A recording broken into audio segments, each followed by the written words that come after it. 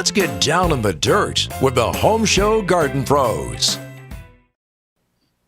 Well, hello, Facebook. This is Home Show Garden Pros. I'm Danny Milliken, your favorite Home Show Garden Pros Facebook Live host that's here happening now today, at least. And, Home Show Garden Pros, we're a radio show every single Saturday morning, 7 a.m. to 9 a.m. on Sports Radio 16.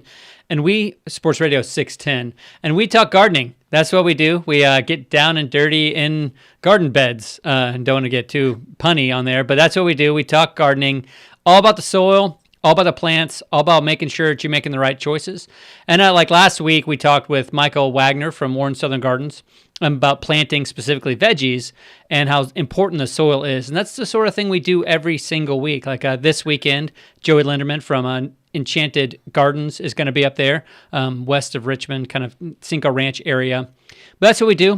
Plants for all seasons, Buchanan's Native Plants, and Nelson Nursery and Water Gardens are kind of make up the group that make Home Show Garden Pros what it is, dishing out great garden information. I'm really forgetting letters a lot in my words. Great garden information. So what we like to do in the Facebook Live is we bring in another specialist, usually from somebody who is helping other people connect to gardens. If you got a garden club and you want to be part of this, we would love to hear from you. Just go ahead and message me on this. We'd love to talk to you there. But we have the wonderful Carol Burton, the Director of Garden Education from Urban Harvest. Hey, Carol. Hi, Danny. How are you? Thanks for having me. Oh, yeah. Happy to have you. And I know you guys are usually this time of year just getting over your gigantic fruit tree sale. But this year, you guys have had to pivot because of COVID, like the rest of us. And y'all are doing a cool fruit tree extravaganza. Will you tell me more and the people watching about that? Definitely. And thanks so much for also being a part of our Fruit Tree Festival week. So we are pivoting. We have pivoted to a week of virtual events. So we have fruit tree classes during the week. We have about 4 different classes you can choose from. So starting this Saturday is fruit tree care. And then on Tuesday, the class that we have you doing for us is fruit share and care. So we have Fruit Share Houston nonprofit to talk about his work and helping folks harvest their fruit. And also we have you presenting how to care for your mature fruit trees. And then Wednesday, we have regenerative agriculture for care of orchards. And we do have a postponed cultivated cocktails featuring citrus. Like that event is postponed due to COVID with our venue because it will be a combination of in-person and virtual. And then on Saturday, we wrap it up with a high-density orchard class and pruning techniques for growing high-density orchards in small spaces. That's so cool. What a rich amount of information. So that's awesome. Yes. And I didn't mention that on our YouTube playlist, we've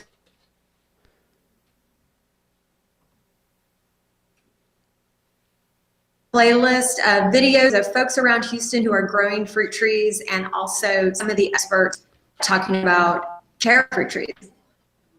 That's awesome. Well, I'm excited about presenting alongside the guy who developed that fruit share because I think it's so cool to think of, these hundreds of fruit trees that maybe come off everybody's fruit going to somewhere and somebody actually eating them instead of them just sitting there or me filling with bags and giving it to a neighbor who's kind of like, oh, thanks, more grapefruit. Oh, thank you. But actually, yes. I'm excited about it. And I definitely have learned a lot about fruit trees over the years. I've killed a few, saved some other ones, and really kind of figure out a lot of tips and tricks for specific trees. So I am excited to share some of that information. Well, Carol, this isn't your first time here on the... Oh, yeah, super, double super duper. Oh, look, Jenny from Landscapers Pride is on. Hey, Jenny, thanks for tuning in. Awesome. Landscapers Pride makes great soils. I don't know if everybody knows that out there, but she's here now. So, hey, why not?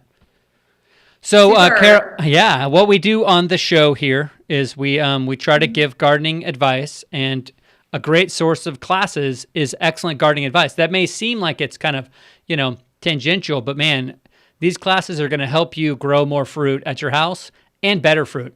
Can you imagine that? More, better, bigger, yum. Yes, exactly. Because we've had a fruit tree sale annually for the past 20 years. This would have been the 21st anniversary of fruit tree sale fundraisers. And Oh, wow. basically, so many people do have fruit trees. And with a little bit of care now, we can increase the production and health of our fruit trees. Yeah, that is totally possible. If you are feeling hopeless about your trees, it is completely possible for you to improve what you're actually receiving from them. So it's going to be an exciting week, and I'm glad that it's happening. I saw the tour of Tree Search Farms. I thought that was a cool idea too. So, okay, well, Excellent. Yes. what we do is we answer gardening questions as they come in. So we've got a few for you today. And the goal isn't to stump anybody if you guys are thinking exciting out there. Plus, Carol kind of knows all of it, so it's hard to stump her. So we cull our questions from our website, homeshowgardenpros.com. There's the Ask a Pro button that sends us a website, and we answer that via email, but we also like to use it for content here. And also from our Facebook page, which obviously you know about because you've watched a video that's on it, or currently you are. So kind of we got you there. So, but here are the questions. You ready for question number one? Yes. Okay, here it is. This is from Russell. I say the name first because when I use the pronoun I in here, I don't want everybody to get confused, So here's Russell. I have switched to organic treatments for my yard. Nice job, Russell. Mostly microlife. I have several large clover areas. What do you recommend for treating clover? Well, I was going to recommend the San Jacinto environmental product called Humates, which is concentrated compost, because the microlife is good. How long ago did you switch over? Because it can take a year or so for the soil to become more balanced for the health of your turf grass. And so that's my recommendation. And Danny, what would you advise for this for Russell?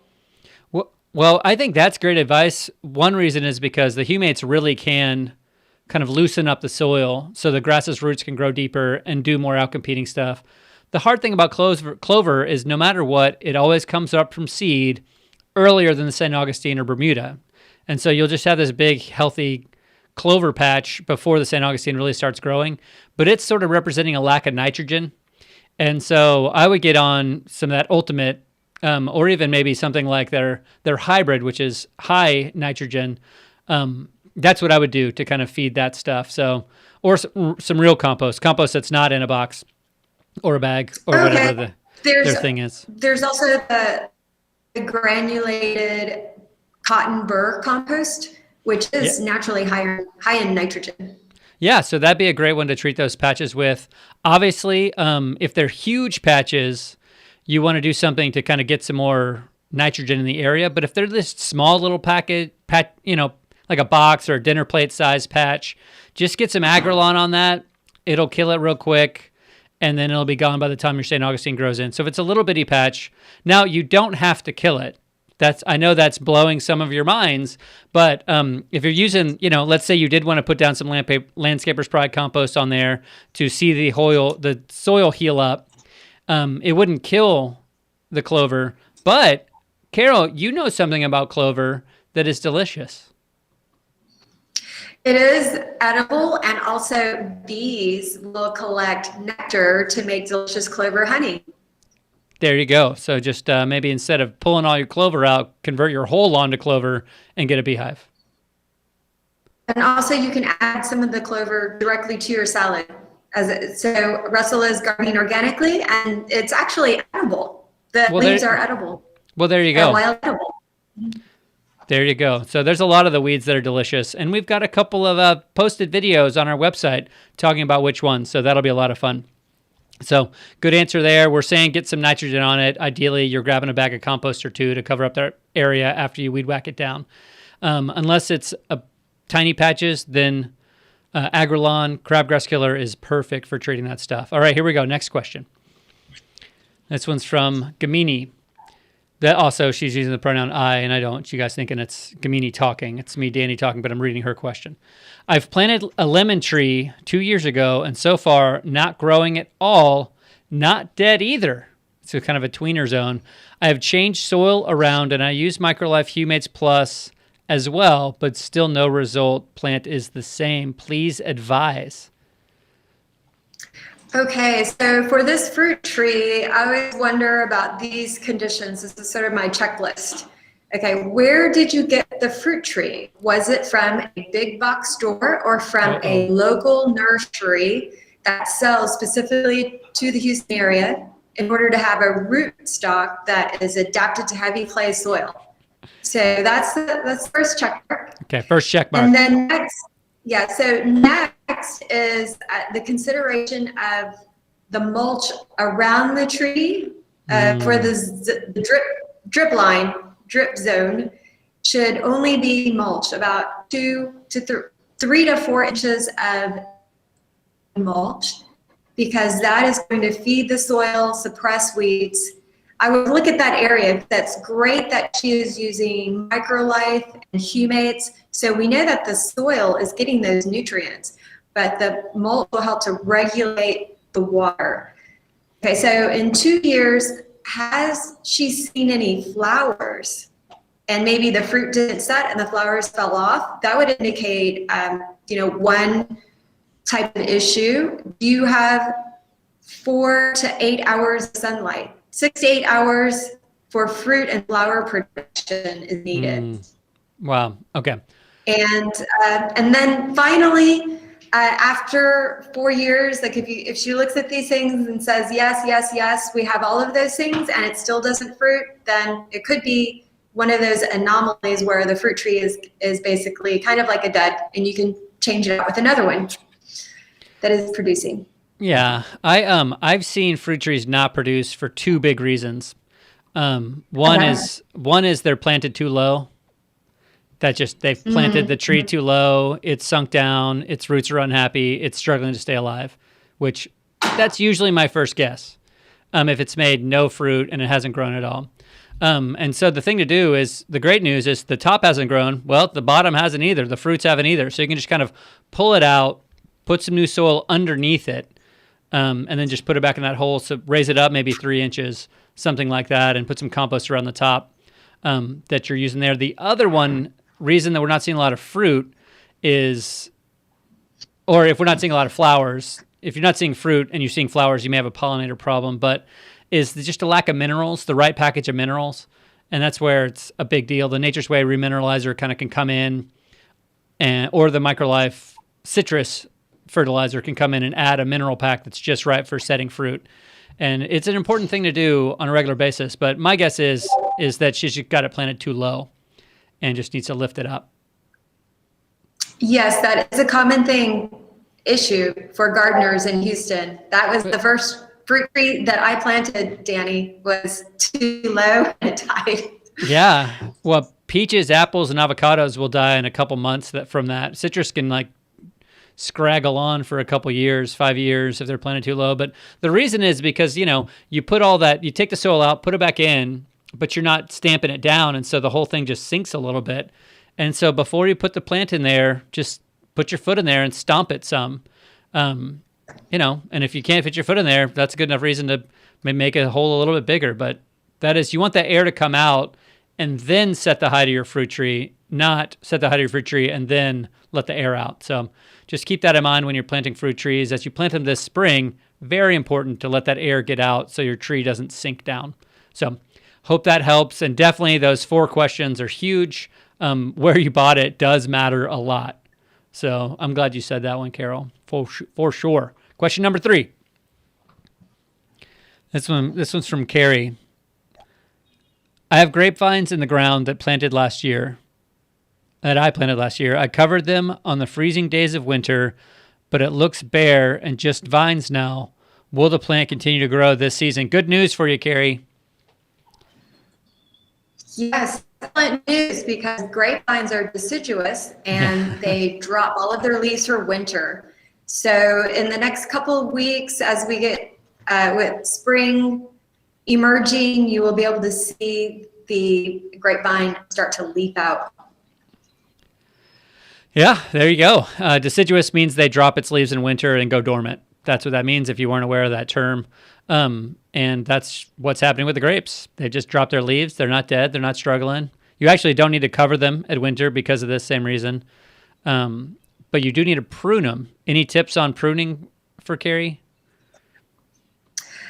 That is recommended for the health and production of, and I would suggest watching a couple of videos on YouTube. We don't have any on our YouTube channel yet, but we will soon. So that's what I would recommend, because to describe it in the session, I'll have to turn it over to you, Danny, if you have just some quick tips on pruning a grape. Well, the 5 is a good number. So there's these little nodes, buds on the side, and from the ground up, you want to go 5 buds, and that will give you a pretty hardy vine once it starts growing. And then whatever you've cut off, you can cut into small pieces, and they'll actually fruit out or, vine out again. So you can make gifts to everyone you know, lots and lots and lots and lots of gifts. But that's the big thing. Yes. As long as you don't prune within those 5, you're good. So it could be 7, could be 10, could be 15, whatever you want. But that first 5 buds is what you want to leave on there. So hope that helps too.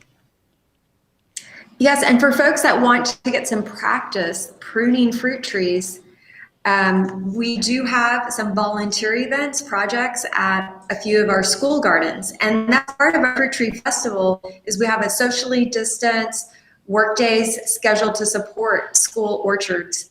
And while you're there, we have a garden expert on hand, and they can kind of walk you through some of the steps of what we're working on, which right now is the time to prune grapevines and our other deciduous fruit trees. Well, that is wonderful. That's the hand-on experience is the best way to learn, especially for someone that can show you what a crossing branch is, or what a downward branch, or what a bud may even look like. So I know I just recently pruned a plum and a peach that have bloomed out. And so next up is a pomegranate. So I got a lot to do at my house too. So it's a good season for pruning, but man, you can also use those new cutted pieces to use in your smoker or your barbecue pit. Really adds a nice flavor to whatever you're cooking. So here's question 4. This is from Jill. Jill, she just asked a question. I love it. Here we go. What would be pretty and grow over a pergola but not be parasitic? I'm sure she also means invasive. She lives in Webster, Texas. So first off, you got to go over to Friendswood Hardware. They got some great plants down there. Second off, what would be a good vine for Jill? Let's see. Since our focus is edible gardens and growing food and beautiful plants, my favorite right now is passion vine. Yes. Joe Novak's passion fruit, because it has beautiful passiflora flowers, and then also delicious, amazingly delicious tropical fruit to harvest.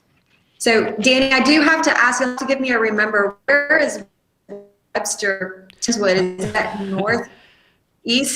It's southeast.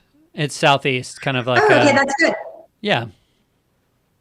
That's good, because the Joe Novak passion vine is a tropical, because I thought if Webster is near woodlands, it might not be a good choice. But southwest would be a little bit more for a passion vine. It does freeze since it is a tropical, but sometimes if you protect the base of the vine, it will come back. It's a super cool vine for a couple of other reasons. The fruit, if you get that Novak's purple, which we used to call possum purple. So Joe actually is kind of like, wait, a fruit named after me? What? But anyway, it's delicious. It tastes so good. You can make the flowers into a tea that helps you sleep, which is pretty amazing, and the leaves. And it is a forage wildlife plant for the Gulf fritillary butterflies. So you see a ton of butterflies on those things and caterpillars. So it's a great plant to do with kids. There's nothing poisonous about it. The flowers are absolutely gorgeous. If you haven't seen a passion flower, just Google purple passion flower when we're done, and you're going to be like, whoa, I got to get this. And great news, Friendswood Hardware loves carrying those. So all good stuff for those of you in Webster like Jill. So great recommendation, Carol. Thank you. Sure, my pleasure. So in honor of it being Fruit Week or Fruit Month, as we like to call it, we are going to go to a video about citrus trees with Zach Buchanan. And we're going to talk about some care, talk about what to do with your trees. So over to you, Zach.